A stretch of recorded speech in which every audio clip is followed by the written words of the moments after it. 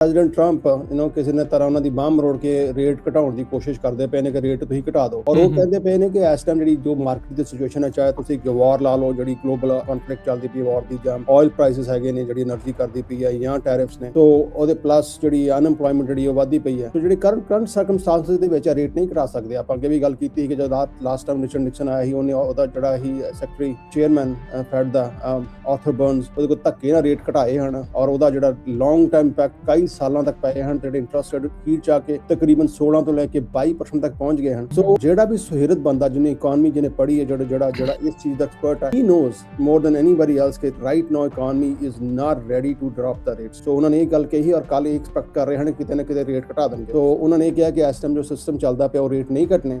ਅਜੇ ਇੰਨੀ ਸ਼ੁਕਰ ਕਰੋ ਕਿ ਰੇਟ ਉਹਨਾਂ ਨੇ ਵਧਾਏ ਨਹੀਂ। ਕੀ ਜਰੋਮ ਪਾਵਲ ਟਰੰਪ ਹੁਣਾਂ ਨਾਲ ਪੰਗਾ ਲੈਣ ਲਈ ਨਹੀਂ ਇੰਟਰਸਟ ਰੇਟ ਘਟਾ ਰਹੇ, ਜਾਂ ਵਾਕਈ ਇਕਨੋਮੀ ਦੇ ਕਰਕੇ ਹੀ ਉਹ ਇੰਟਰਸਟ ਰੇਟ ਨਹੀਂ ਘਟਾ ਰਹੇ? ਇਹ ਤੇ ਉਹਨਾਂ ਦੀ ਪੂਰੀ ਸਪੀਚ ਦੇਖੋਗਾ, ਆਫ ਕੋਰਸ ਉਹ ਸਪੀਚ ਆਲਮੋਸਟ ਘੰਟੇ ਦੇ ਲੱਗ ਜਾਗੇ ਦੀ ਹੈਗੀ ਹੈ। ਉਹ ਜਿਹੜੀ ਗੱਲਾਂ ਨੇ ਸਾਰੀਆਂ ਚੀਜ਼ਾਂ ਨੂੰ ਫੈਕਟਰ ਇਨ ਕਰਕੇ ਚੇਅਰਮੈਨ ਪਾਲ ਨੇ ਗੱਲਾਂ ਕੀਤੀਆਂ ਨੇ, ਔਰ ਉਹਦੇ ਚ ਕੋਈ ਵੀ ਸਪੈਸੀਫਿਕਲੀ ਐਡਮਿਨਿਸਟ੍ਰੇਸ਼ਨ ਨੂੰ ਟਾਰਗੇਟ ਕਰਕੇ, ਜਾਂ ਜਿੱਦਾਂ ਪ੍ਰੈਜ਼ੀਡੈਂਟ ਕਹਿੰਦਾ ਹੁੰਦਾ ਕਿ ਆ ਫਲਾਣਾ ਹੈ, I were no, he has it's all purely numbers. So I don't think ਕਿ ਉਹਨਾਂ ਨੇ ਕੋਈ ਵਿੰਡਿਕਟਿਵ ਤਰੀਕੇ ਨਾਲ ਕਿਹਾ। What he is doing is right for the country and right for the economy and probably right for the entire world, ਜੋ ਉਹਨਾਂ ਨੇ ਇਸ ਟਾਈਮ ਸਟੇਟਸ ਕੋ ਕੀਤਾ। ਯੂਐਸ ਦੇ ਵਿੱਚ ਐਵਰੇਜ ਗੈਸ ਪ੍ਰਾਈਸ AAA ਦੇ ਮੁਤਾਬਕ $4.30 ਦੇ ਉੱਤੇ ਜਿਹੜੀ ਉਹ ਪਹੁੰਚ ਚੁੱਕੀ ਹੈ। ਕੈਲੀਫੋਰਨੀਆ ਦੀ ਐਵਰੇਜ ਪ੍ਰਾਈਸ $6.01 ਦੇ ਉੱਤੇ ਪਹੁੰਚ ਚੁੱਕੀ ਹੈ ਗੈਸ ਦੀਆਂ ਪ੍ਰਾਈਸਾਂ ਵਿੱਚ। ਜੇ ਆਪਾਂ ਨੂੰ ਥੋੜੀ ਜੀ ਰਾਹਤ ਜਿਹੜੀ ਉਹ ਆਈ ਸੀ, ਗੈਸ ਦੀਆਂ ਪ੍ਰਾਈਸਾਂ ਇੱਕ ਵਾਰੀ ਫੇਰ ਦੁਬਾਰਾ ਜਿਹੜੀਆਂ ਚੜ ਗਈਆਂ। ਸਟ੍ਰੇਟ ਆਫ ਹਾਰਮੋਜ਼ ਦਾ ਜੋ ਬੰਦ ਕੀਤਾ ਈਰਾਨ ਨੇ, ਫਿਰ ਉਹਦੇ ਅੱਗੇ ਨੇਵਲ ਬਲੌਕੇਡ ਅਮਰੀਕਾ ਨੇ ਜਿਹੜਾ ਉਹ ਲਾਇਆ ਆ, ਉਸ ਇਲਾਕੇ ਦੇ ਵਿੱਚ ਅਨਸਰਟਨਟੀ ਜਿਹੜੀ ਉਹ ਬਹੁਤ ਆ। ਉਹਦਾ ਕਿਤੇ ਨਾ ਕਿਤੇ ਆਪਾਂ ਇੱਕ ਐਂਗਲ ਇਹ ਦੇਖ ਰਹੇ ਹਾਂ, ਯੂਰਪ ਅੱਖਾਂ ਦਿਖਾਉਣ ਦੀ ਕੋਸ਼ਿਸ਼ ਕਰ ਰਿਹਾ ਅਮਰੀਕਾ ਨੂੰ। ਕੀ ਉਹ ਕਾਮਯਾਬ ਇਸ ਤਰੀਕੇ ਦੇ ਨਾਲ ਹੋ ਸਕਣਗੇ? ਜਿੱਦਾਂ ਇਨਫਲੇਸ਼ਨ ਲਗਾਤਾਰ ਵੱਧ ਰਹੀ, ਹੁਣ ਦੇਖੋ ਮੈਂ ਤੇ ਇਹਨਾਂ ਨੂੰ ਜਿੱਦਾਂ ਨੰਬਰਾਂ ਦਾ ਹੇਰ ਫੇਰ ਇਸ ਲਈ ਕਹਿੰਦਾ ਹੁੰਦਾ ਵੀ ਜਿੱਦਾਂ ਹੁਣ ਕੋਵਿਡ ਤੋਂ ਪਹਿਲਾਂ ਸੀਗਾ ਸਿਚੁਏਸ਼ਨ, ਉਸ ਤੋਂ ਬਾਅਦ ਜਦੋਂ ਪ੍ਰਾਈਸ ਇਨਫਲੇਸ਼ਨ ਜਿਹੜੀ ਉਹ ਵਧੀ, ਉਹ ਸੀਗਾ 8-9%, 10% ਤੱਕ ਵੀ ਜਿਹੜਾ ਉਹ ਆਖਦੇ ਵੀ ਪ੍ਰਾਈਸ ਵਧਿਆ। ਫਿਰ ਜਦੋਂ ਹੀ ਆਪਾਂ ਉਹ ਤੋਂ ਅਗਲੇ ਸਾਲ ਆਏ, ਉਹ ਫਿਰ 2%, 3% ਕਹਿਣ ਲੱਗ ਗਏ, ਪਰ ਉਹ ਜਿਹੜਾ 10% ਵਧਿਆ ਸੀ ਉਹ ਕਦੀ ਪਿੱਛੇ ਨਹੀਂ ਗਿਆ ਮੁੜ ਕੇ। ਜਿਹੜਾ ਉਹ ਆਪਾਂ ਥੱਲੇ ਨੂੰ ਨਹੀਂ ਗਏ, ਉਤੋਂ ਗਾਂ ਹੀ 2-2, 3-3, 4-4% ਜਦੋਂ ਆਪਾਂ ਵੱਧਦੇ ਜਿਹੜੇ ਉਹ ਰਹੇ ਆ। ਇਸ ਟਾਈਮ ਲੋਕਾਂ ਨੂੰ ਸ਼ਾਇਦ ਲੱਗ ਰਿਹਾ ਵੀ ਪਤਾ ਨਹੀਂ 3% ਆ ਤੇ ਚੱਲ ਕੋਈ ਨਹੀਂ, ਇੰਨਾ ਜ਼ਿਆਦਾ ਨਹੀਂ ਜਿੰਨਾ ਉਹ ਆ, ਪਰ ਉਹ ਆਲਰੇਡੀ ਇਨਕਲੂਡਡ ਹੈਗਾ, ਉਹਦੇ ਉੱਤੇ ਆ ਕੰਪਾਊਂਡਡ। ਇਹ ਜਿਹੜਾ ਹੈਗਾ ਆ, ਵੇਜ ਗਰੋਥ ਨਹੀਂ ਉਦਾਂ ਹੋਈ ਜਿਹੜੀ ਰੀਅਲ ਅਮਰੀਕਨਸ ਆ, ਜਿਹੜਾ ਮਿਡਲ ਕਲਾਸ ਆ ਅਮਰੀਕਾ ਦਾ, ਉਹਨਾਂ ਦੇ ਲਈ ਜਿਹੜੀ ਵੇਜ ਗਰੋਥ ਇਸ ਰਫਤਾਰ ਦੇ ਨਾਲ ਨਹੀਂ ਹੋਈ। ਸੋ ਇਹ ਬੜੀ ਅਸੰਭਵ ਜੀ ਗੱਲ ਆ ਵੀ ਇੰਨੀ ਮਹਿੰਗਾਈ ਨੂੰ ਜਿਹੜਾ ਉਹ ਸਹਿ ਸਕੂਗਾ ਲੋਕ। ਹੌਲੀ ਨਾ ਅਨਫੋਰਚੂਨਟਲੀ ਲੋਕਾਂ ਨੂੰ ਆਦਤ ਪੈ ਜਾਂਦੀ, they get used to this. American dream of home ownership, is it dead? Punjabi radio USA, Punjabi TV USA ਦੇ ਉੱਤੇ ਆਪ ਸਭ ਦਾ ਸਵਾਗਤ ਹੈ। ਮੈਂ ਰਾਜਕਨਵੀਰ ਸਿੰਘ, ਪ੍ਰੋਗਰਾਮ ਮਾਰਕੀਟ ਪਲਸ ਦੇ ਵਿੱਚ ਤੁਹਾਨੂੰ ਜੀ ਆਇਆਂ ਨੂੰ ਆਖਦੇ ਹਾਂ। ਮੇਰੇ ਨਾਲ ਜੁੜ ਚੁੱਕੇ ਨੇ ਨਿਰਮਲ ਸਿੰਘ ਮਾਨ। ਨਿਰਮਲ ਮਾਨ ਜੀ, ਜੀ ਆਇਆਂ ਨੂੰ ਸਵਾਗਤ ਹੈ। ਸਤਿ ਸ਼੍ਰੀ ਅਕਾਲ ਜੀ। ਸਤਿ ਸ਼੍ਰੀ ਅਕਾਲ ਰਾਜਕਰਨ, ਤੁਹਾਨੂੰ ਤੁਹਾਡੇ ਸਾਰੇ ਵੇਖਣ ਸੁਣਨ ਵਾਲਿਆਂ ਨੂੰ ਮੇਰੀ ਬਹੁਤ ਪਿਆਰੀ ਸਤਿ ਸ਼੍ਰੀ ਅਕਾਲ। ਥੈਂਕ ਯੂ ਜੀ। US ਦੀ ਇਕਨੋਮੀ ਨੂੰ ਲੈ ਕੇ ਗੱਲਬਾਤ ਜਿਹੜੀ ਉਹ ਆਪਾਂ ਕਰਦੇ ਹਾਂ ਵੀਕਲੀ। ਇਹ ਪ੍ਰੋਗਰਾਮ ਤੁਹਾਡੇ ਲਈ ਆਪਾਂ ਲੈ ਕੇ ਹਾਜ਼ਰ ਹੁੰਦੇ ਹਾਂ। ਕੋਸ਼ਿਸ਼ ਕਰੀਦੀ ਆ ਵੀ ਜੋ ਪਲਸ ਆ US ਦੀ ਇਕਨੋਮੀ ਦੀ, ਜੋ ਮਾਰਕੀਟ ਦੇ ਵਿੱਚ ਜੋ ਚੱਲ ਰਿਹਾ, ਕਿਉਂਕਿ ਮਾਰਕੀਟ ਦੇ ਵਿੱਚ ਕਈ ਤਰੀਕੇ ਦੀਆਂ ਅੱਗੇ ਜਿਹੜੀਆਂ ਸਬ ਮਾਰਕੀਟਸ ਆ ਜਾਂਦੀਆਂ, ਚਾਹੇ ਉਹ ਹਾਊਸਿੰਗ ਦੀ ਆ, ਚਾਹੇ ਉਸ ਦੇ ਵਿੱਚ ਓਵਰਆਲ ਇਕਨੋਮੀ ਆ, ਕੰਜ਼ਿਊਮਰ ਪ੍ਰਾਈਸ ਦੀ ਆਪਾਂ ਗੱਲ ਹੋਵੇ, ਵਿੱਚ ਹੀ ਡੈਟ ਦੀ ਗੱਲ ਵੀ ਹੋ ਜਾਂਦੀ ਆ, ਜੀਓ ਪੋਲੀਟਿਕਸ ਦਾ ਉਸ ਦੇ ਉੱਤੇ ਕੀ ਅਸਰ ਹੁੰਦਾ ਆ, ਟ੍ਰੇਡਸ ਦਾ, ਟੈਰਿਫਸ ਦਾ, ਉਹ ਸਾਰੀਆਂ ਚੀਜ਼ਾਂ ਦੇ ਉੱਤੇ ਜੌਬ ਮਾਰਕੀਟ ਨੂੰ ਲੈ ਕੇ ਆਪਾਂ ਗੱਲਬਾਤ ਕਰਦੇ ਹੁੰਦੇ ਹਾਂ। ਨਿਰਮਲ ਮਾਨ ਜੀ, ਆਪਾਂ ਜਦ ਅੱਜ ਇਹ ਗੱਲਬਾਤ ਕਰ ਰਹੇ ਹਾਂ, ਜਰੋਮ ਪਾਵਲ ਜੋ ਕਿ ਫੈਡ ਦੇ ਚੇਅਰ ਰਹੇ ਆ, ਲੰਮਾ ਅਰਸਾ ਉਹਨਾਂ ਨੇ ਫੈਡ ਦੇ ਚੇਅਰ ਦੇ ਤੌਰ ਦੇ ਉੱਤੇ ਭੂਮਿਕਾ ਜਿਹੜੀ ਉਹ ਨਿਭਾਈ ਆ, ਉਹਨਾਂ ਦਾ ਐਜ਼ ਏ ਚੇਅਰ ਜਿਹੜਾ ਕਾਰਜਕਾਲ ਆ ਉਹ ਸਮਾਪਤ ਹੋ ਰਿਹਾ ਆ। ਆਪਣੇ ਕੋਲ ਨਵੇਂ ਜਿਹੜੇ ਆ ਫੈਡ ਦੇ ਚੇਅਰ ਆ ਉਹ ਆ ਸਕਦੇ ਆ, ਪਰ ਉਸੇ ਦਰਮਿਆਨ ਉਹਨਾਂ ਨੇ ਇਕਨੋਮੀ ਨੂੰ ਲੈ ਕੇ ਕੁਛ ਜਿਹੜੀਆਂ ਗੱਲਾਂ ਆ, US ਦੀ ਇਕਨੋਮੀ ਨੂੰ ਲੈ ਕੇ ਜਿਹੜੀਆਂ ਉਹ ਗੱਲਾਂ ਕੀਤੀਆਂ। ਮੈਂ ਚਾਹੁੰਦਾ ਵੀ ਆਪਾਂ ਉਹਨਾਂ ਦਾ ਇੱਕ ਕਲਿੱਪ ਆਪਣੇ ਦਰਸ਼ਕਾਂ ਦੇ ਨਾਲ, ਸਰੋਤਿਆਂ ਦੇ ਨਾਲ ਜਿਹੜਾ ਉਹ ਸ਼ੇਅਰ ਕਰੀਏ। ਫਿਰ ਉਸ ਤੋਂ ਬਾਅਦ ਦੇ ਵਿੱਚ ਉਹ ਕੀ ਪਲਸ ਨੂੰ ਭਾਂਪ ਰਹੇ ਆ, ਕਿ ਕੀ ਉਹ ਨਬਜ਼ ਜਿਹੜੀ ਉਹ ਦੇਖ ਰਹੇ ਆ US ਦੀ ਇਕਨੋਮੀ ਦੀ, ਉਹਦੇ ਸੰਬੰਧ ਦੇ ਵਿੱਚ ਆਪਾਂ ਫਿਰ ਅੱਗੇ ਨਾਲ ਜਿਹੜੀ ਉਹ ਗੱਲ ਕਰਦੇ ਆ। ਆਓ ਸੁਣਦੇ ਹਾਂ ਜਰੋਮ ਪਾਵਲ ਹੋਣਾ ਨੂੰ, ਉਹ ਜਾਂਦੇ ਹੋਏ ਇੱਕ ਹਿਸਾਬ ਦੇ ਨਾਲ ਕੀ ਵਾਕਈ ਉਹ ਜਾ ਰਹੇ ਆ, ਉਹਦੇ ਉੱਤੇ ਵੀ ਗੱਲ ਕਰਾਂਗੇ, ਤੇ ਆਓ ਉਹਨਾਂ ਦੀ ਗੱਲ ਸੁਣਦੇ ਹਾਂ ਜੀ। Little in recent months. Job gains have remained low. A good part of the slowing in the pace of the job growth over the past year reflects a decline in the growth of the labor force due to lower immigration and labor force participation, though labor demand has clearly softened as well. Other indicators, including job openings, layoffs, hiring, and nominal wage growth, generally show little change in recent months. Inflation has moved up recently and is elevated relative to our 2% longer-run goal. Estimates based on the Consumer Price Index and other data indicate that total PCE prices rose 3.5% over the 12 months ending in March, boosted by the significant rise in global oil prices that has resulted from the conflict in the Middle East. Excluding the volatile food and energy categories, core PCE prices rose 3.2% over the 12 months ending in March. This relatively high rate largely reflects the effects of tariffs on prices in the goods sector. Near-term measures of inflation expectations have risen this year, likely because of the substantial rise in oil prices. Most measures of longer-term expectations remain consistent with our 2% inflation goal. Our monetary policy actions are guided by our dual mandate to promote maximum employment and stable prices for the American people. ਸੋ ਨਿਰਮਲ ਜੀ, ਜਿੱਦਾਂ ਇਹਨਾਂ ਨੇ ਵਿੱਚ inflation ਦੀ ਗੱਲ ਕੀਤੀ ਆ, oil prices, ਕੌਨਫਲਿਕਟ ਦੀ, tariff ਦੀ, ਛੱਡਿਆ ਉਹਨਾਂ ਨੇ ਕੋਈ ਵੀ ਨਹੀਂ ਜਿਹੜਾ ਉਹ ਐਂਗਲ। ਸੋ ਇਹਨਾਂ ਦੀ ਇਹ ਜਿਹੜੀ 1-2 ਮਿੰਟ ਦੀ ਜਿਹੜੀ ਆਪਾਂ ਕਲਿੱਪ ਜਿਹੜੀ ਪੇਸ਼ ਕੀਤੀ, ਇਹਦੇ ਤੋਂ ਕੀ ਭਾਵ ਆ, ਕੀ ਇਹ ਇਸ ਦੇ ਵਿੱਚ ਉਹ ਦੱਸਣਾ ਚਾਹ ਰਹੇ ਨੇ? ਦੱਸਣਾ ਇਹੀ ਚਾਹ ਰਹੇ ਨੇ ਕਿ ਆਈ ਥਿੰਕ ਕਿਤੇ ਨਾ ਕਿਤੇ ਆਪਾਂ ਬੜੀ ਵਾਰ ਹਮੇਸ਼ਾ ਅੱਗੇ ਵੀ ਕਵਰ ਕੀਤਾ, ਆਲਮੋਸਟ ਜਿੰਨੇ ਵੀ ਆਪਣੇ ਪਿੱਛੇ ਟੌਪਿਕ ਹੋਏ ਨੇ, ਖਾਸ ਕਰਕੇ ਜਿਹੜਾ ਰਾਜਕਰਨ, ਆਪਾਂ ਤੁਸੀਂ ਵੀ ਇਸ ਟੌਪਿਕ ਨੂੰ ਕਾਫੀ ਵਾਰ ਟੱਚ ਕੀਤਾ ਕਿ ਪ੍ਰੈਜ਼ੀਡੈਂਟ ਟਰੰਪ ਕਿਸੇ ਨੇ ਤਰ੍ਹਾਂ ਉਹਨਾਂ ਦੀ ਬਾਂਹ ਮਰੋੜ ਕੇ ਰੇਟ ਘਟਾਉਣ ਦੀ ਕੋਸ਼ਿਸ਼ ਕਰਦੇ ਪਏ ਨੇ ਕਿ ਰੇਟ ਤੁਸੀਂ ਘਟਾ ਦਿਓ, ਔਰ ਉਹ ਕਹਿੰਦੇ ਪਏ ਨੇ ਕਿ ਇਸ ਟਾਈਮ ਜਿਹੜੀ ਜੋ ਮਾਰਕੀਟ ਦੀ ਸਿਚੁਏਸ਼ਨ ਹੈ, ਚਾਹੇ ਤੁਸੀਂ ਗਲੋਬਲ ਜੋ ਵਾਰ ਲਾ ਲਓ, ਜਿਹੜੀ ਗਲੋਬਲ ਕੌਨਫਲਿਕਟ ਚੱਲਦੀ ਪਈ ਵਾਰ ਦੀ, ਜਾਂ ਆਇਲ ਪ੍ਰਾਈਸਿਸ ਹੈਗੇ ਨੇ, ਜਿਹੜੀ ਐਨਰਜੀ ਕਰਦੀ ਪਈ ਹੈ, ਜਾਂ ਟੈਰਿਫਸ ਨੇ, ਸੋ ਉਹਦੇ ਪਲੱਸ ਜਿਹੜੀ ਅਨਐਮਪਲੋਇਮੈਂਟ ਜਿਹੜੀ ਉਹ ਵੱਧਦੀ ਪਈ ਹੈ। ਸੋ ਜਿਹੜੇ ਕਰੰਟ ਸਰਕਮਸਟਾਂਸਿਸ ਦੇ ਵਿੱਚ ਰੇਟ ਨਹੀਂ ਘਟਾ ਸਕਦੇ। ਆਪਾਂ ਅੱਗੇ ਵੀ ਗੱਲ ਕੀਤੀ ਕਿ ਜਦ ਲਾਸਟ ਟਾਈਮ ਰਿਚਰਡ ਨਿਕਸਨ ਆਇਆ ਸੀ, ਉਹਨੇ ਉਹਦਾ ਜਿਹੜਾ ਹੀ ਸੈਕਟਰੀ ਚੇਅਰਮੈਨ ਫੈਡ ਦਾ ਆਰਥਰ ਬਰਨਸ, ਉਹਦੇ ਕੋਲ ਧੱਕੇ ਨਾਲ ਰੇਟ ਘਟਾਏ ਹਨ, ਔਰ ਉਹਦਾ ਜਿਹੜਾ ਲੌਂਗ ਟਾਈਮ ਇੰਪੈਕਟ ਕਈ ਸਾਲਾਂ ਤੱਕ ਪਏ ਹਨ। ਜਿਹੜੇ ਇੰਟਰਸਟ ਰੇਟ ਅਖੀਰ 'ਚ ਆ ਕੇ ਤਕਰੀਬਨ 16 ਤੋਂ ਲੈ ਕੇ 22% ਤੱਕ ਪਹੁੰਚ ਗਏ ਹਨ।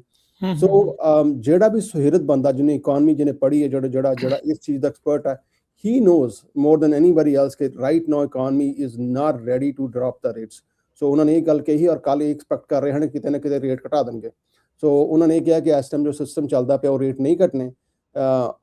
ਅਜੇ ਇੰਨੀ ਸ਼ੁਕਰ ਕਰੋ ਕਿ ਰੇਟ ਉਹਨਾਂ ਨੇ ਵਧਾਏ ਨਹੀਂ। ਹੋ ਸਕਦਾ ਕਿ ਜੋ ਸਿਚੁਏਸ਼ਨ ਚੱਲਦੀ ਪਈ ਹੈ, ਆਉਣ ਵਾਲੇ ਟਾਈਮ ਦੇ ਵਿੱਚ ਰੇਟ ਵਧਾਉਣ ਵੀ, ਕਿਉਂਕਿ ਜੇ ਇਨਫਲੇਸ਼ਨ ਵੱਧਦੀ ਪਈ ਹੈ ਤਾਂ ਇਨਫਲੇਸ਼ਨ ਵਧਾਉਣ ਨੂੰ, ਵੱਧਦੀ ਇਨਫਲੇਸ਼ਨ ਕੰਟਰੋਲ ਕਰਨ ਨੂੰ ਅਜੇ ਤੱਕ ਹਿਸਟੋਰੀਕਲੀ ਜਿਹੜਾ ਵੀ ਕੰਮ ਕੀਤਾ ਉਹ ਸਿਰਫ ਰੇਟ ਵਧਾ ਕੇ ਹੀ ਕੰਮ ਕੀਤਾ। And that was the reason. ਜੇ ਆਪਾਂ ਅਰਲੀ 80s ਦੀ ਗੱਲ ਕਰੀਏ, ਜਿਹੜੇ ਇੰਟਰਸਟ 22% ਤੱਕ ਪਹੁੰਚ ਗਏ ਹਨ, ਦੈਟ ਵਾਜ਼ ਦਾ ਓਨਲੀ ਵੇ ਦੇ ਕੰਟਰੋਲ ਦਾ ਇਨਫਲੇਸ਼ਨ, 10-15% ਥੱਲੇ ਲੈ ਕੇ ਆਏ ਹਨ। ਸੋ ਸੇਮ ਥਿੰਗ ਹੈ, ਆਈ ਥਿੰਕ ਰੇਟ ਜਿਹੜੇ ਨੇ ਨਹੀਂ ਘਟਨੇ ਚਾਹੀਦੇ। ਔਰ ਦੂਜੀ ਗੱਲ ਉਹਨਾਂ ਨੇ ਕਿਹੜੀ ਵੱਡੀ ਚਿੰਤਾ ਜਤਾਈ ਹੈ ਕਿ ਅਸੀਂ ਪੀਕ ਤੇ ਨਹੀਂ ਪਹੁੰਚੇ। ਜਿਹੜੀ ਸੈਸ਼ਨ ਸ਼ੁਰੂ ਹੋ ਗਈ ਹੈ, ਗਲੋਬਲ ਪ੍ਰਾਈਸ ਜਿਹੜੀ ਹੈ, ਬਿਕੋਜ਼ ਉਹਨਾਂ ਗੱਲ ਕੀਤੀ ਕਿ ਐਕਸਪੈਕਟਡ ਜਿਹੜੀ ਹੈ ਇਨਫਲੇਸ਼ਨ 2% ਹੋਣੀ ਚਾਹੀਦੀ ਹੈ, ਔਰ ਇਸ ਟਾਈਮ 3.2 ਹੈ, ਔਰ we still haven't reach the peak. And generally we don't know when ਜੇ ਕਿਸੇ ਨੂੰ ਪਤਾ ਹੋਏ ਕਿ ਪੀਕ ਇੱਥੇ ਹੈਗੀ ਹੈ, ਸੋ ਨੋਬਡੀ ਨੂੰ ਕਿ ਪੀਕ ਕਿੱਥੇ ਹੈ, ਬਿਕੋਜ਼ ਅਨਸਰਟਨਟੀ ਮਾਰਕੀਟ 'ਚ ਇੰਨੀ ਹੈ ਬਿਕੋਜ਼ ਆਫ ਵਾਰ। ਕੱਲ ਗੱਲ ਹੁੰਦੀ ਜੀ ਵਾਰ ਖਤਮ ਹੋਣ ਲੱਗੀ ਆ, ਅੱਜ ਫਿਰ ਵਧੀ ਨਹੀਂ। ਸੋ ਤੁਸੀਂ ਦੇਖਿਆ ਆ ਪਿਛਲੇ 2 ਦਿਨਾਂ ਦੇ ਵਿੱਚ ਸਟਾਕ ਮਾਰਕੀਟ ਹਾਈਲੀ ਇੰਪੈਕਟ ਹੋਈ ਹੈ। Overall Europe is suffering a big time, ਔਰ ਇਹ ਨਹੀਂ ਕਿ ਉਹਨਾਂ ਦੇ ਉੱਤੇ ਇਕੋਨਮੀ ਦਾ ਫਰਕ ਪਏਗਾ, ਸਾਡੇ ਤੇ ਇਕੋਨਮੀ ਦਾ ਫਰਕ ਨਹੀਂ ਪੈਣਾ। The global impact, it's a global impact, ਸਾਰੇ ਪਾਸੇ ਪੈਣਾ ਪਿਆ। ਸੋ ਇਹੀ ਉਹਨਾਂ ਗੱਲ ਕੀਤੀ ਹੈ ਕਿ ਚੀਜ਼ਾਂ ਜਿਹੜੀਆਂ ਨੇ they are quite uncertain and they are very shady for now. US ਦੇ ਵਿੱਚ ਐਵਰੇਜ ਗੈਸ ਪ੍ਰਾਈਸ AAA ਦੇ ਮੁਤਾਬਕ ਇਸ ਟਾਈਮ ਜਦੋਂ ਤੁਹਾਡੇ ਨਾਲ ਅਸੀਂ ਗੱਲ ਕਰ ਰਹੇ ਹਾਂ, $4.30 ਦੇ ਉੱਤੇ ਜਿਹੜੀ ਉਹ ਪਹੁੰਚ ਚੁੱਕੀ ਹੈ। ਕੈਲੀਫੋਰਨੀਆ ਦੀ ਐਵਰੇਜ ਪ੍ਰਾਈਸ $6.01 ਦੇ ਉੱਤੇ ਪਹੁੰਚ ਚੁੱਕੀ ਹੈ ਗੈਸ ਦੀਆਂ ਪ੍ਰਾਈਸਾਂ ਵਿੱਚ। ਜੇ ਆਪਾਂ ਨੂੰ ਥੋੜ੍ਹੀ ਜਿਹੀ ਰਾਹਤ ਜਿਹੜੀ ਉਹ ਆਈ ਸੀ, ਅਤੇ ਗੈਸ ਦੀਆਂ ਪ੍ਰਾਈਸਾਂ ਇੱਕ ਵਾਰੀ ਫੇਰ ਦੁਬਾਰਾ ਜਿਹੜੀਆਂ ਉਹ ਚੜ੍ਹ ਗਈਆਂ। ਸਟ੍ਰੇਟ ਆਫ ਹਾਰਮੋਜ਼ ਦਾ ਜੋ ਬੰਦ ਕੀਤਾ ਇਰਾਨ ਨੇ, ਫਿਰ ਉਹਦੇ ਅੱਗੇ ਨੇਵਲ ਬਲੋਕੇਡ ਅਮਰੀਕਾ ਨੇ ਜਿਹੜਾ ਉਹ ਲਾਇਆ ਆ, ਉਸ ਇਲਾਕੇ ਦੇ ਵਿੱਚ ਅਨਸਰਟਨਟੀ ਜਿਹੜੀ ਉਹ ਬਹੁਤ ਆ। ਅਤੇ ਉਹਦਾ ਕਿਤੇ ਨਾ ਕਿਤੇ ਆਪਾਂ ਇੱਕ ਐਂਗਲ ਇਹ ਦੇਖ ਰਹੇ ਹਾਂ, ਯੂਰਪ ਅੱਖਾਂ ਦਿਖਾਉਣ ਦੀ ਕੋਸ਼ਿਸ਼ ਕਰ ਰਿਹਾ ਅਮਰੀਕਾ ਨੂੰ। ਕੀ ਉਹ ਕਾਮਯਾਬ ਇਸ ਤਰੀਕੇ ਦੇ ਨਾਲ ਹੋ ਸਕਣਗੇ?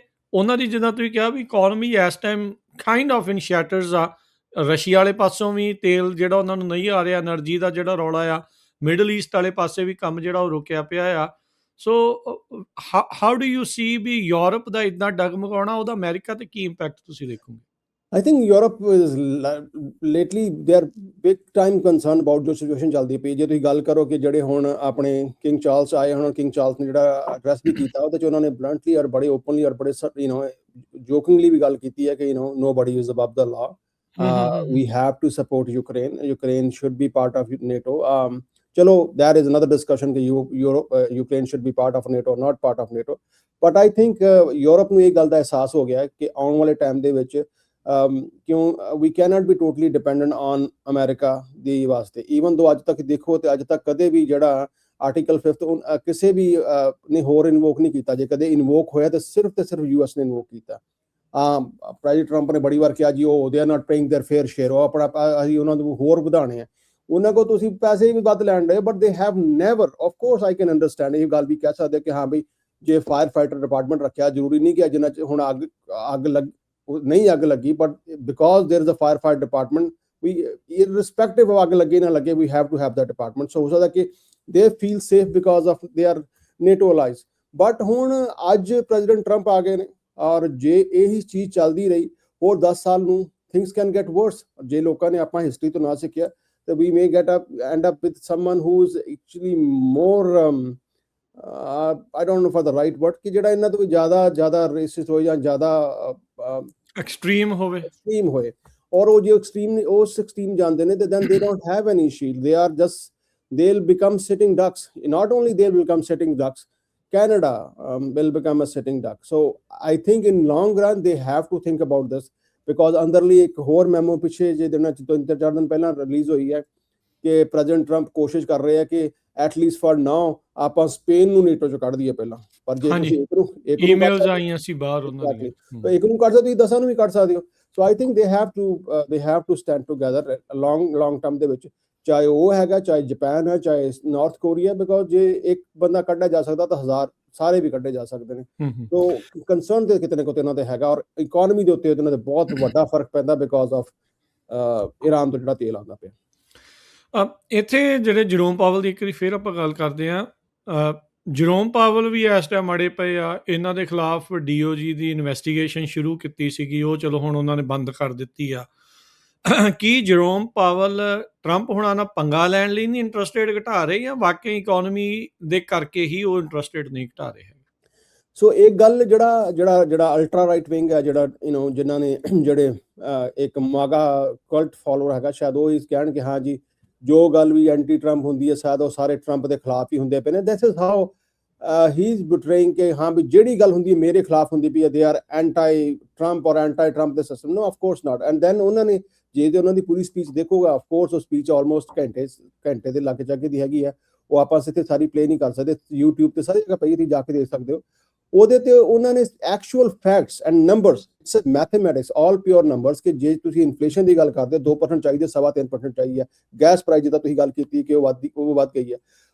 ਇੰਟਰਨੈਸ਼ਨਲ ਜਿਹੜਾ ਕਰੂਡ ਆਇਲ ਦਾ ਪ੍ਰਾਈਸ ਹੀ ਉਹ ਮਤਲਬ ਹੁਣ ਜੇ ਹਾਲਾਤ ਚੱਲਦੇ ਰਹੇ ਵਿਦ ਇਨ ਨੈਕਸਟ ਫਿਊ ਵੀਕਸ ਔਰ ਫਿਊ ਮੰਥਸ, ਆਪਾਂ ਜੇ ਸਮਰ ਕਰਨਾ, ਜਿਹੜਾ ਸਮਰ ਆਉਣ ਵਾਲੀ ਜਿੱਥੇ ਮੈਕਸਿਮਮ ਕੰਜ਼ੰਪਸ਼ਨ ਹੁੰਦੀ ਹੈ, ਸਮਰ ਬਲੈਂਡ ਵੈਸੇ ਵੀ ਮਹਿੰਗਾ ਹੁੰਦਾ। ਐਗਜ਼ੈਕਟਲੀ, ਹੁਣ ਉਹ ਤੋਂ ਹੋਰ ਮਹਿੰਗਾ ਹੋਣਾ। ਜੇ 150 ਗੈਲਨ ਹੋ ਗਈਆਂ ਤੇ ਆਈ ਡੋਂਟ ਨੋ ਕਿ ਕਿਹੜਾ ਸਸਟੇਨ ਕਰ ਸਕੂਗਾ, ਕਿਸ ਹਿਸਾਬ ਨਾਲ ਕਰ ਸਕੂਗਾ। ਔਰ ਪ੍ਰੋਬਲਮ ਇਹ ਨਹੀਂ ਕਿ ਚਲੋ ਮੰਨ ਲਓ ਕਿ ਜੇ ਮਾਰਕੀਟ ਫਲਰਿਸ਼ ਕਰਦੀ ਵੀ, ਜਿੱਦਾਂ ਆਪਾਂ ਪਿੱਛੇ ਪੈਂਡੈਮਿਕ ਦੀ ਗੱਲ ਕਰਦੇ ਹਾਂ, ਪੈਂਡੈਮਿਕ ਦੇ ਵਿੱਚ ਮਹਿੰਗਾਈ ਬਹੁਤ ਵਧੀ ਸੀ ਮਹਿੰਗਾਈ, ਪਰ ਲੋਕਾਂ ਦੀ ਇਨਕਮ ਵੀ ਜ਼ਿਆਦਾ ਸੀ। ਇਰਰਿਸਪੈਕਟਿਵ ਇਨਕਮ ਕਿੱਦਾਂ ਜ਼ਿਆਦਾ ਹੋਈ ਜਾਂ ਗਵਰਨਮੈਂਟ ਨੇ ਸਪੋਰਟ ਕੀਤਾ, ਜੋ ਵੀ ਕੀਤਾ, ਐਵਰੀ ਬਿਜ਼ਨਸ ਵਾਸ ਫਲਰਿਸ਼ਿੰਗ। ਜਿਹੜੇ ਲੋਕੀ ਕੰਮ ਕਰਦੇ ਪਏ ਹਨ, ਚਾਹੇ IT ਸੈਕਟਰ 'ਚ ਹਨ, ਹਸਪਿਟੈਲਿਟੀ ਸੈਕਟਰ 'ਚ ਹਨ, ਉਹਨਾਂ ਨੇ ਬੜੇ ਪੈਸੇ ਕਮਾਏ। ਬਟ ਜੇ ਪੈਸੇ ਆਉਂਦੇ ਪਏ ਨੇ ਤੁਹਾਨੂੰ ਖਰਚਣ 'ਚ ਵੀ ਕੋਈ ਜ਼ਿਆਦਾ ਪਰੇਸ਼ਾਨੀ ਨਹੀਂ ਹੁੰਦੀ। ਪਰ ਜਦੋਂ ਹੁਣ ਆਹ ਹਾਲਾਤ ਆ ਗਏ ਨੇ, ਚਾਹੇ ਉਹ ਬਿਜ਼ਨਸ ਨੇ ਉਹ ਚੋਕ ਨੇ, ਚਾਹੇ ਨੌਕਰੀਆਂ ਨੇ ਉਹ ਚੋਕ ਨੇ, ਮਤਲਬ ਇੱਕ ਦੋ ਸੈਕਟਰ ਨੂੰ ਛੱਡ ਕੇ ਥੋੜੀ ਜਿਹੀ ਲਿਮਿਟਡ ਸੈਕਟਰ ਨੂੰ ਜੇ ਆਪਾਂ ਹਸਪਿਟੈਲਿਟੀ ਜਾਂ ਆਪਣੀ ਮੈਡੀਕਲ ਫੀਲਡ ਨੂੰ ਛੱਡ ਕੇ ਕਰ ਦਈਏ, ਐਵਰੀਵਨ ਇਜ਼ ਪੈਨਿਕ। ਜੇ ਆਪਾਂ ਗੱਲ ਕਰੀਏ ਬੇ ਏਰੀਆ ਦੇ ਵਿੱਚ ਅੱਜ ਔਨ ਐਵਰੇਜ ਜਿਹੜਾ ਵੀ ਇੱਕ EMPLOYEE ਤਕਰੀਬਨ $250,000 ਤੋਂ ਲੈ ਕੇ $500,000 ਕਮਾ ਰਿਹਾ ਸੀ। ਆਈ ਐਕਚੁਅਲੀ ਪਰਸਨਲੀ ਇਹਨਾਂ ਲੋਕਾਂ ਨੂੰ ਮਿਲਿਆ ਜਿਨ੍ਹਾਂ ਨੇ $7-7 ਲੱਖ ਕਮਾਉਂਦੇ ਪਏ ਹਨ ਸਾਲ 1.5 ਸਾਲ ਪਹਿਲਾਂ। ਉਬਰ ਚਲਾਉਂਦੇ ਪਏ ਨੇ। ਆਈ ਐਮ ਨਾਟ ਸੇਇੰਗ ਕਿ ਹਰ ਬੰਦੇ ਦੀ ਸਿਚੁਏਸ਼ਨ ਹੈਗੀ ਹੈ, but situation is that bad. ਔਰ ਉਹ ਸਿਚੁਏਸ਼ਨ ਦੇ ਵਿੱਚ ਜਿਹੜਾ ਬੰਦਾ $500,000 ਕਮਾ ਰਿਹਾ ਸੀ ਅੱਜ ਉਬਰ ਚਲਾ ਰਿਹਾ, ਔਰ ਜਿਹੜੀ ਚੀਜ਼ ਦੇ ਪਹਿਲਾਂ $10 ਦੇ ਰਹੇ ਅੱਜ ਉਹਨੂੰ ਕਿਤੇ 25 ਦੇਣੇ ਪੈਣਗੇ। So things are not going to be okay. ਜੇ ਤੁਸੀਂ ਇੰਡੀਆ ਟਰੈਵਲ ਕਰਦੇ ਪਿਓ, ਗੈਸੋਲੀਨ ਪ੍ਰਾਈਸ ਬਿਕਾਜ਼ ਜਿਹੜਾ ਜੈਟ ਫਿਊਲ ਹੈ, there is not even a single thing ਜਿਹਦੀ ਆਪਾਂ ਗੱਲ ਕਰੀਏ ਕਿਉਂ ਜਿਹਦੇ ਚ ਲੋਕਾਂ ਨੂੰ ਇਸ ਟਾਈਮ ਸਟ੍ਰੈਸ ਨਹੀਂ ਪੈਂਦਾ ਪਿਆ। ਅਸੀਂ ਡੈਟ ਸੈਟਲਮੈਂਟ ਬਿਜ਼ਨਸ ਕੰਮ ਕਰਦੇ ਹਾਂ, ਕਾਲਾਂ ਆਉਂਦੀਆਂ and we have that data. people are having hard time to afford their monthly utilities। ਆਪਣੇ ਜਿਹੜੇ ਉਹਨਾਂ ਦੇ ਗਰੋਸਰੀ ਪ੍ਰਾਈਸ ਆ that is becoming unaffordable। ਇਹ ਚੱਕਰ ਹੈ ਕਿ ਅਜੇ ਥੋੜੇ ਸੈਗਮੈਂਟ ਦਾ ਹੁੰਦਾ ਪਿਆ। ਜੇ ਜਿੱਦਾਂ ਜਿੱਦਾਂ ਇਕਨੋਮੀ ਖਰਾਬ ਹੋਈ ਜਾਂਦੀ ਹੈ, ਉਹ ਜਿਹੜੇ ਲੋਕੀ ਉਸ ਬ੍ਰੈਕਟ ਜਿਹੜੇ ਸਟ੍ਰੈਸ ਦੇ ਵਿੱਚ ਆਉਂਦੇ ਨੇ ਉਹ ਵੱਧਦੇ ਜਾਂਦੇ ਪਏ ਨੇ। ਸੋ ਉਹ ਜਿਹੜੀ ਗੱਲਾਂ ਨੇ ਸਾਰੀਆਂ, ਉਹ ਸਾਰੀਆਂ ਚੀਜ਼ਾਂ ਨੂੰ ਫੈਕਟਰ ਇਨ ਕਰਕੇ ਚੇਅਰਮੈਨ ਪੌਲ ਨੇ ਗੱਲਾਂ ਕੀਤੀਆਂ ਨੇ। ਔਰ ਉਹਦੇ ਚ ਕੋਈ ਵੀ ਸਪੈਸੀਫਿਕਲੀ ਐਡਮਿਨਿਸਟ੍ਰੇਸ਼ਨ ਨੂੰ ਟਾਰਗੇਟ ਕਰਕੇ ਜਾਂ ਜਿੱਦਾਂ ਪ੍ਰੈਜ਼ੀਡੈਂਟ ਕਹਿੰਦਾ ਹੁੰਦਾ ਕਿ ਫਲਾਣਾ I were no, he has it's all purely numbers. So I don't think ਕਿ ਉਹਨਾਂ ਨੇ ਕੋਈ ਵਿੰਡਿਕਟਿਵ ਤਰੀਕੇ ਨੇ ਕਿਹਾ। what he is doing is right for the country and right for the economy and probably right for the entire world ਜੋ ਉਹਨਾਂ ਨੇ ਇਸ ਟਾਈਮ ਸਟੇਟਸ ਕੋ ਕੀਤਾ। ਅੱਛਾ, ਇੱਥੇ ਇੱਕ ਮੈਂ ਨਾਲ ਗੱਲ ਕਰਾਂ ਵੀ ਜਿੱਦਾਂ ਇਨਫਲੇਸ਼ਨ ਲਗਾਤਾਰ ਵੱਧ ਰਹੀ। ਹੁਣ ਦੇਖੋ, ਮੈਂ ਤੇ ਇਹਨਾਂ ਨੂੰ ਜਿੱਦਾਂ ਨੰਬਰਾਂ ਦਾ ਹੇਰ ਫੇਰ ਇਸ ਲਈ ਕਹਿੰਦਾ ਹੁੰਦਾ ਵੀ ਜਿੱਦਾਂ ਹੁਣ ਕੋਵਿਡ ਤੋਂ ਪਹਿਲਾਂ ਸੀਗਾ ਸਿਚੁਏਸ਼ਨ, ਉਸ ਤੋਂ ਬਾਅਦ 'ਚ ਜਦੋਂ ਪ੍ਰਾਈਸ ਇਨਫਲੇਸ਼ਨ ਜਿਹੜੀ ਉਹ ਵਧੀ, ਉਹ ਸੀਗਾ 8-9%, 10% ਤੱਕ ਵੀ ਜਿਹੜਾ ਉਹ ਆਖਦੇ ਵੀ ਪ੍ਰਾਈਸ ਵਧਿਆ। ਫਿਰ ਜਿੱਦਾਂ ਹੀ ਆਪਾਂ ਉਹ ਤੋਂ ਅਗਲੇ ਸਾਲ ਆਏ, ਉਹ ਫਿਰ 2% 3% ਕਹਿਣ ਲੱਗ ਗਏ। ਪਰ ਉਹ ਜਿਹੜਾ 10% ਵਧਿਆ ਸੀ ਉਹ ਕਦੀ ਪਿੱਛੇ ਨਹੀਂ ਗਿਆ, ਮੁੜ ਕੇ ਜਿਹੜਾ ਉਹ ਆਪਾਂ ਥੱਲੇ ਨੂੰ ਨਹੀਂ ਗਏ। ਉਤੋਂ ਗਾਂ ਹੀ 2-2, 3-3, 4-4% ਜਦੋਂ ਆਪਾਂ ਵੱਧਦੇ ਜਿਹੜੇ ਉਹ ਰਹੇ ਆ। ਇਸ ਟਾਈਮ ਲੋਕਾਂ ਨੂੰ ਸ਼ਾਇਦ ਲੱਗ ਰਿਹਾ ਵੀ ਪਤਾ ਨਹੀਂ 3% ਆ ਤੇ ਚੱਲ ਕੋਈ ਨਹੀਂ, ਇੰਨਾ ਜ਼ਿਆਦਾ ਨਹੀਂ ਜਿੰਨਾ ਉਹ ਆ, ਪਰ ਉਹ ਆਲਰੇਡੀ ਇਨਕਲੂਡਿਡ ਹੈਗਾ, ਉਹਦੇ ਉੱਤੇ ਆ ਕੰਪਾਊਂਡਡ। ਇਹ ਜਿਹੜਾ ਹੈਗਾ ਆ, ਵੇਜ ਗਰੋਥ ਨਹੀਂ ਉੱਦਾਂ ਹੋਈ ਜਿਹੜੀ ਰੀਅਲ ਅਮੈਰੀਕਨਸ ਆ, ਜਿਹੜਾ ਮਿਡਲ ਕਲਾਸ ਆ ਅਮਰੀਕਾ ਦਾ, ਉਹਨਾਂ ਦੇ ਲਈ ਜਿਹੜੀ ਵੇਜ ਗਰੋਥ ਇਸ ਰਫਤਾਰ ਦੇ ਨਾਲ ਨਹੀਂ ਹੋਈ। ਸੋ ਇਹ ਬੜੀ ਅਸੰਭਵ ਜੀ ਗੱਲ ਆ ਵੀ ਇੰਨੀ ਮਹਿੰਗਾਈ ਨੂੰ ਜਿਹੜਾ ਉਹ ਸਹਿ ਸਕੂਗਾ ਲੋਕ। ਹੌਲੀ ਹੌਲੀ ਨਾ ਅਨਫੋਰਚੂਨੇਟਲੀ ਲੋਕਾਂ ਨੂੰ ਆਦਤ ਪੈ ਜਾਂਦੀ, ਦੇ ਗੈਟ ਯੂਜ਼ਡ ਟੂ ਦਿਸ। ਅੱਜ ਦੀ ਡੇਟ 'ਚ ਵੇਖੋ, ਜਦੋਂ ਅੱਜ ਤੋਂ 15-20 ਸਾਲ ਪਹਿਲਾਂ ਇੱਕ ਐਵਰੇਜ ਸੈਲਰੀ ਵਾਲਾ ਬੰਦਾ ਵੀ ਇੱਕ ਘਰ ਅਫੋਰਡ ਕਰ ਸਕਦਾ ਸੀ। ਤੁਸੀਂ ਜੇ ਇਨਵੈਸਟਮੈਂਟ ਪ੍ਰਾਪਰਟੀ ਲੈਂਦੇ ਹੋ, ਤੁਸੀਂ ਆਪਣੀ 20-25% ਡਾਊਨ ਦੇ ਕੇ ਇਨਵੈਸਟਮੈਂਟ ਪ੍ਰਾਪਰਟੀ ਲੈ ਕੇ ਤੁਸੀਂ ਉਹ 'ਚੋਂ ਪੋਜ਼ੀਟਿਵ ਇਨਕਮ ਲੈ ਸਕਦੇ ਹੋ। ਜੇ ਪੋਜ਼ੀਟਿਵ ਨਹੀਂ ਤਾਂ ਬ੍ਰੇਕ ਇਵਨ ਨਹੀਂ। ਅੱਜ ਦੀ ਡੇਟ ਦੇ ਵਿੱਚ ਇਰਰਿਸਪੈਕਟਿਵ ਐਨੀਵੇਅਰ ਇਨ ਦਾ ਕੰਟਰੀ, ਤੁਸੀਂ ਡਾਊਨ ਸਾਊਥ ਲੂਜ਼ੀਆਨਾ ਚਲੇ ਜਾਓ, ਭਾਵੇਂ ਤੁਸੀਂ ਅਪ ਵਾਇਮਿੰਗ ਚਲੇ ਜਾਓ, ਮੰਟਾਨਾ, ਡਜ਼ਨਟ ਮੈਟਰ ਐਨੀ ਸਟੇਟ, ਤੁਸੀਂ ਕੋਈ ਵੀ ਪ੍ਰਾਪਰਟੀ ਅੱਜ ਦੀ ਡੇਟ ਦੇ ਵਿੱਚ ਕਰੰਟ ਸਟੇਟਸ ਦੇ ਵਿੱਚ ਇੰਨੀ ਇਨਫਲੇਸ਼ਨ, ਮਹਿੰਗਾਈ ਚੀਜ਼ਾਂ ਵੱਧ ਗਈਆਂ ਨੇ, ਤੁਸੀਂ ਕੋਈ ਪ੍ਰਾਪਰਟੀ ਨਹੀਂ ਲੈ ਸਕਦੇ ਜਿਹਦੇ ਉੱਤੇ ਤੁਸੀਂ ਆਪਣਾ 25% ਦੇ ਕੇ ਬ੍ਰੇਕ ਈਵਨ ਵੀ ਹੋ ਜਾਓ। You will lose money throughout the country. ਸੋ ਜਿਹੜੇ ਨਿਆਣੇ ਅੱਜ ਪਿਛਲੇ ਸਾਲਾਂ 'ਚ 2 ਸਾਲਾਂ 'ਚ ਗ੍ਰੈਜੂਏਟ ਕੀਤੇ ਨੇ, ਹੁਣ ਜਿਹੜੇ ਗ੍ਰੈਜੂਏਟ ਕਰਦੇ ਪਏ ਨੇ, ਅਪਰੋਕਸੀਮੇਟਲੀ 75% ਲੋਕੀ ਤਾਂ ਵਿਚਾਰੇ ਬੱਚੇ ਅਜੇ ਵੀ ਜੌਬਾਂ ਲੱਭਦੇ ਪਏ ਨੇ, unemployment. And it's not about ਕਿ ਲੋਕਾਂ ਦੀ ਸਕਿੱਲ ਦੇ ਵਿੱਚ ਕੋਈ ਪ੍ਰੋਬਲਮ ਹੈ। ਆਈਵੀ ਲੀਗ ਦੇ, ਹਾਰਵਰਡ ਦੇ, ਸਟੈਨਫੋਰਡ ਦੇ ਜਿਹੜੇ ਬੱਚੇ ਨੇ ਪੜ੍ਹੇ ਨੇ, ਉਹਨਾਂ ਨੂੰ ਨੌਕਰੀ ਲੱਭਣ ਦੇ ਵਿੱਚ ਪ੍ਰੋਬਲਮ ਆਉਂਦੀ ਪਈ ਹੈ। ਔਰ ਪ੍ਰੋਬਲਮ ਇਹ ਹੈ ਕਿ ਜਦੋਂ 2-3-4 ਸਾਲ ਤੁਸੀਂ ਨੌਕਰੀ ਨਹੀਂ ਮਿਲੇਗੀ, ਤੁਹਾਡੀ ਜਿੰਨੀ ਮਰਜ਼ੀ ਵਧੀਆ ਐਜੂਕੇਸ਼ਨ ਹੋਈ, it's not going to help you in a long run. ਸੋ ਅੱਜ ਜੇ ਨੌਕਰੀ ਕੋਈ ਲੱਗ ਵੀ ਜਾਂਦਾ, ਉਹ ਵੀ ਬੱਚਾ ਇੱਕ ਸਿੰਗਲ ਸੈਲਰੀ ਉੱਤੇ ਇੱਕ ਘਰ ਕੀ ਇੱਕ ਕੰਡੋਮੀਨੀਅਮ ਅਫੋਰਡ ਕਰਨਾ ਵਾਸਤੇ ਔਖਾ ਹੋਇਆ ਪਿਆ। ਸੋ ਆਫਕੋਰਸ ਜਿਹੜੀ ਮਿਡਲ ਕਲਾਸ ਹੈ ਯੂਐਸ ਦੀ, ਉਹ ਚੋਕ ਹੁੰਦੀ ਪਈ ਹੈ। ਇਹੀ ਸਿਚੁਏਸ਼ਨ ਹੀ ਸਾਡੀ ਕੰਟਰੀਆਂ ਦੇ ਵਿੱਚ, ਥਰਡ ਵਰਲਡ ਕੰਟਰੀਆਂ ਦੇ ਵਿੱਚ, ਕਿ ਅਮੀਰ ਆਦਮੀ ਜਿਹੜਾ ਬਹੁਤ ਅਮੀਰ ਹੋਈ ਜਾ ਰਿਹਾ ਹੈ ਤੇ ਗਰੀਬ ਆਦਮੀ ਬਹੁਤ ਜ਼ਿਆਦਾ ਗਰੀਬ ਹੁੰਦਾ ਪਿਆ ਸੀ। ਔਰ ਜੇ ਤੁਸੀਂ ਗੱਲ ਕਰੋ ਅੱਜ ਤੋਂ 10 ਸਾਲ ਜਾਂ 20 ਸਾਲ ਪਹਿਲਾਂ ਵੀ, ਕਿ ਜੇ ਕੋਈ ਬੰਬੇ ਦੇ ਵਿੱਚ ਰਹਿੰਦਾ ਸੀ ਤੇ ਕੋਈ ਘਰ ਅਫੋਰਡ ਨਹੀਂ ਕਰ ਸਕਦਾ। ਔਰ ਜੇ ਪਿਛਲੇ ਕੁਝ ਸਾਲਾਂ ਦੇ ਵਿੱਚ, ਪਿਛਲੇ 30-40 ਸਾਲਾਂ ਦੇ ਵਿੱਚ ਇੱਕ ਮਿਡਲ ਕਲਾਸ ਫਲਰਿਸ਼ ਕੀਤੀ ਸੀ, that is also because of ਜਿਹੜਾ ਇੱਥੋਂ ਵੱਡਾ ਇਨਫਲਕਸ ਆਈਟੀ ਦਾ ਇੰਡਸਟਰੀ ਦਾ ਗਿਆ, ਜਿਹੜਾ ਇੱਥੋਂ ਸਪੋਰਟ ਕੀਤਾ। ਜਿਹੜਾ ਇੱਥੋਂ ਖਤਮ ਹੋ ਗਿਆ, this impact is going to be global. ਇਹਦਾ ਇੰਪੈਕਟ ਸਿਰਫ ਅਮਰੀਕਾ ਤੇ ਨਹੀਂ ਪੈਣਾ, ਯੂਰਪ, ਇੰਡੀਆ। ਸੋ ਗਰੀਬੀ ਵੱਲ ਓਵਰਆਲ ਜਿਹੜਾ ਸਿਸਟਮ ਵੱਧਦਾ ਪਿਆ। American dream of home ownership, is it dead? It's very, very, very strong statement. I don't think I should say that, but I think at this moment,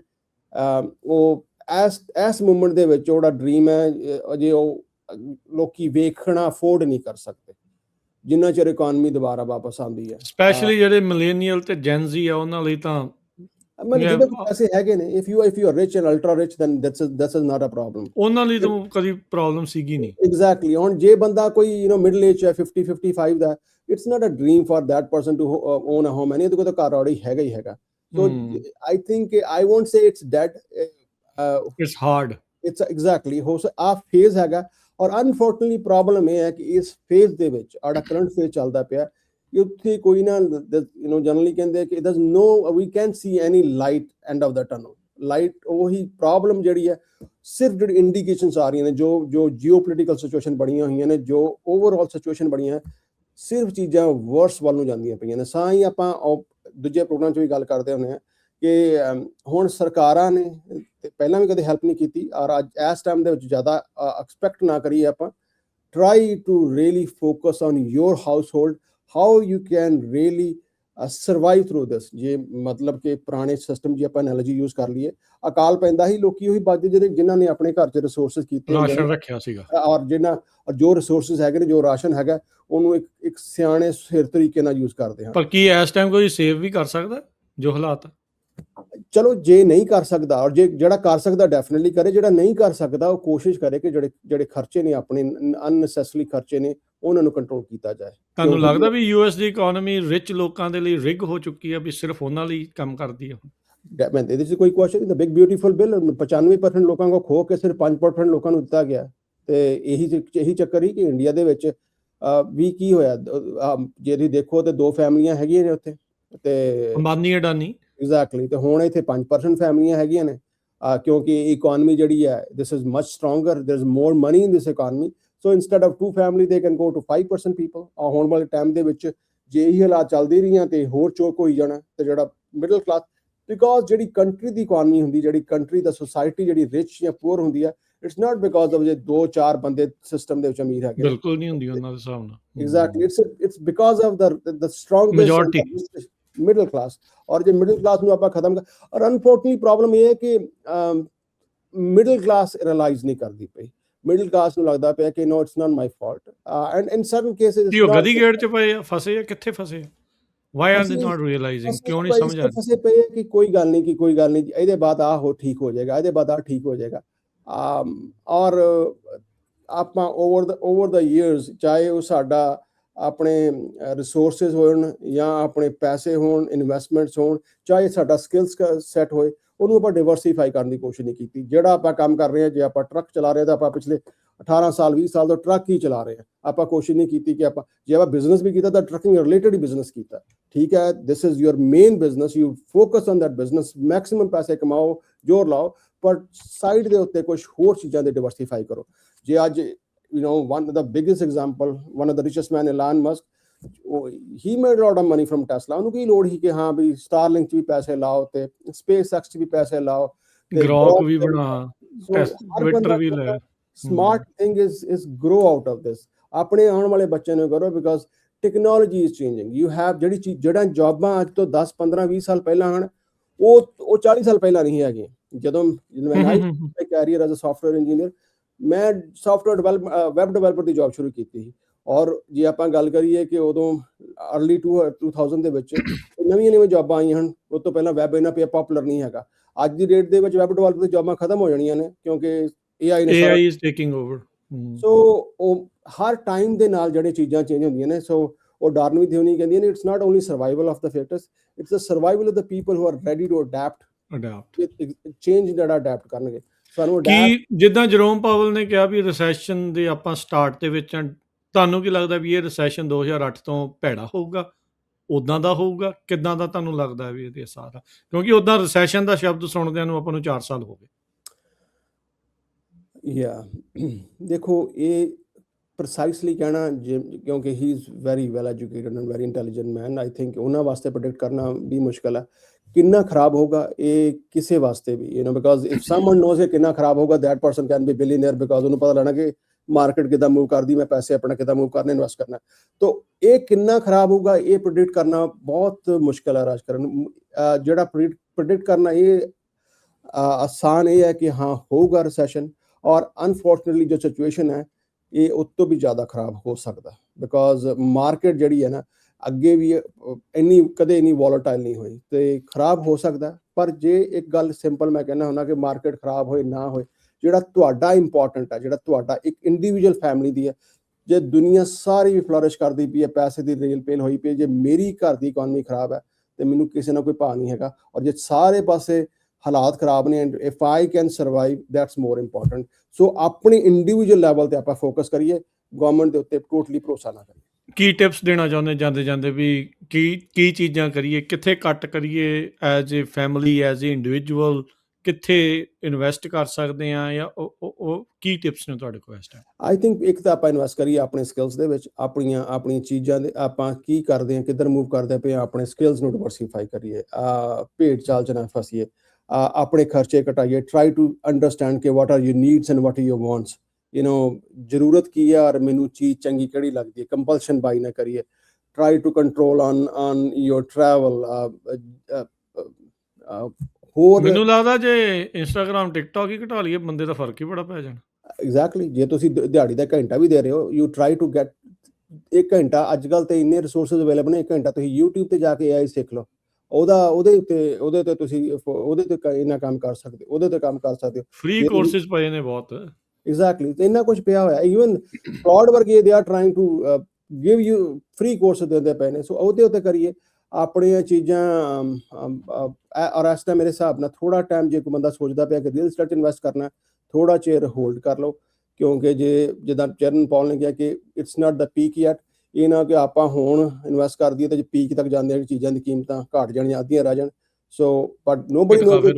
ਹਾਂ, ਸੋ ਇਹ ਚੀਜ਼ ਤੇ hold ਕਰ ਲਈਏ ਤੇ ਥੋੜਾ ਜਿਹਾ ਓਵਰਆਲ ਆਪਾਂ ਖਰਚੇ ਘਟਾਈਏ। ਮੁੱਕ ਦੀ ਗੱਲ ਜਿਹੜੀ ਇਹ ਆ, ਜਿਹਨੂੰ ਪੰਜਾਬ ਸਿੱਧ ਪੱਧਰੀ 'ਚ ਜਿਹੜਾ ਕਹਿਣਾ ਹੋ ਵੀ ਜਿਹੜਾ ਚਾਦਰ ਦੇਖ ਕੇ ਪੈਰ ਪਸਾਰਨ ਵਾਲੀ ਗੱਲ, ਉਹਨੂੰ ਹੋਰ ਘਟੋ ਭਾਈ, ਇਹ ਥੋੜਾ ਜਿਹਾ ਦੇਖਣਾ ਪੈਣਾ। ਉਹ ਵੀ ਕਰੋ। ਜੇ ਤੁਸੀਂ ਇਨਵੈਸਟਮੈਂਟ ਕਰਨੀ, ਕੋਈ ਚੀਜ਼ ਸੋਚਣੀ, ਸਿਰਫ ਇਸ ਕਰਕੇ ਨਾ ਕਹੋ ਕਿ ਹਾਂ ਜੀ ਭਾਜੀ ਨੇ ਕਿਹਾ ਸੀ ਤੇ ਭੈਣ ਜੀ ਨੇ ਕਿਹਾ ਸੀ ਤੇ ਸਾਰਾ ਸਿਸਟਮ ਕਹਿੰਦਾ ਪਿਆ।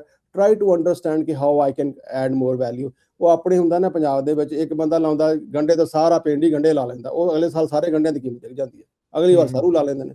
ਸੋ ਕੋਈ ਬੰਦਾ ਸਰੋਂ ਲਾ ਲੇ, ਕੋਈ ਗੰਢੇ ਲਾ ਲੇ। So this is how you really make it. ਦੇਖਣਾ ਪੈਣਾ ਕਿ ਰਿਸਕਸ ਜਿਹੜੇ ਉਹ ਦੇਖੋ ਤੁਹਾਡੇ ਕੀ ਆ, ਇਹਨੂੰ ਹੈਜ ਕਰਨਾ ਪੈਣਾ। ਬਿਲਕੁਲ। ਧੰਨਵਾਦ ਨਿਰਮਲ ਜੀ, ਬੜੀ ਮਿਹਰਬਾਨੀ। ਮਿਲਦੇ ਆਪਾਂ ਅਗਲੀ ਵਾਰੀ ਅਗਲੇ ਐਪੀਸੋਡ ਦੇ ਵਿੱਚ ਮਾਰਕੀਟ ਪਲਸ ਦੇ, ਤੇ ਉਦੋਂ ਤੱਕ ਲਈ ਧੰਨਵਾਦ। ਸਤਿ ਸ਼੍ਰੀ ਅਕਾਲ। Thanks for having. ਸਤਿ ਸ਼੍ਰੀ ਅਕਾਲ।